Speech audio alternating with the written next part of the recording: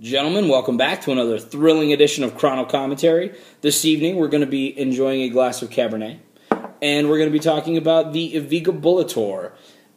It's kind of a cool looking watch. It's a 42 millimeter if you don't count the giant crown that goes up your arm. I think with the crown it's about 50 millimeters. Kind of cool, minimalist. There's some design things that I'm not crazy about on this watch. But we'll get into it. I'll show you the box and what it does and all those types of things, and you can be the judge after that. All right, let's get into it. Okay, so here's the box it comes in, and it's just a little screw-off plastic number. The watch comes fastened to this little piece of foam. There's a warranty card, and the book is in here as well, which is, there's not a whole lot to it. I mean, it keeps time. Apparently they have a chronograph model, and then they have this square disc model as well. But yeah, that's it. That's all that comes in the box. Alright, so here's the watch itself. Like I said, it's about 42 millimeters, bezel to bezel, 50 millimeters if you add the big crown. There's no numbers on this, obviously, and there's like the little 15-minute or 3-hour bar here with the logo, with 3 hands. It's heavier than I thought it was going to be, which was nice. I mean, it's a nice stainless steel case with an aluminum bezel and an aluminum crown cap. It's a Japanese movement with mineral crystal on the face, so, you know, fashion. It's a fashion watch. It's water resistant up to 3 meters. What else do we need to know about that? That's about it. So, the case itself is pretty nice. The aluminum is pretty nice. The rubber strap on this is really stiff, and it feels like really cheap, flimsy, hard plastic. It's not, in my opinion, not extremely comfortable. That was kind of a drawback for me. This is kind of cool looking.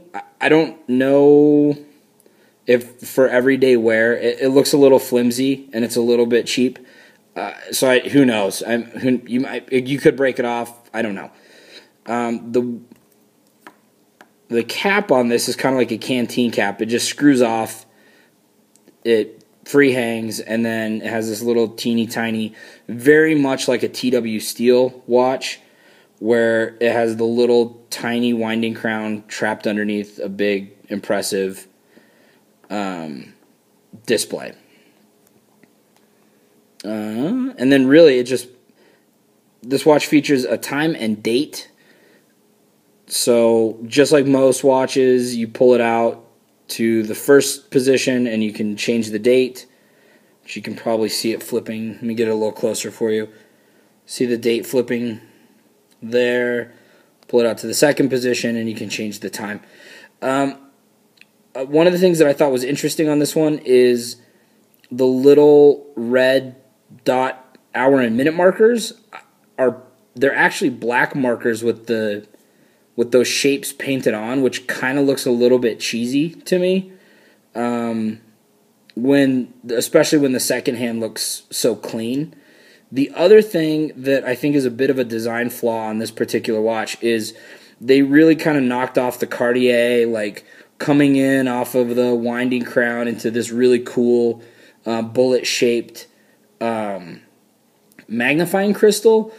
However, it's right on the edge of the magnifier, so you kind of have to turn your wrist a little bit and get it just so, or just kind of look at it underneath, because it's right on the edge, and it's a little bit hard to see.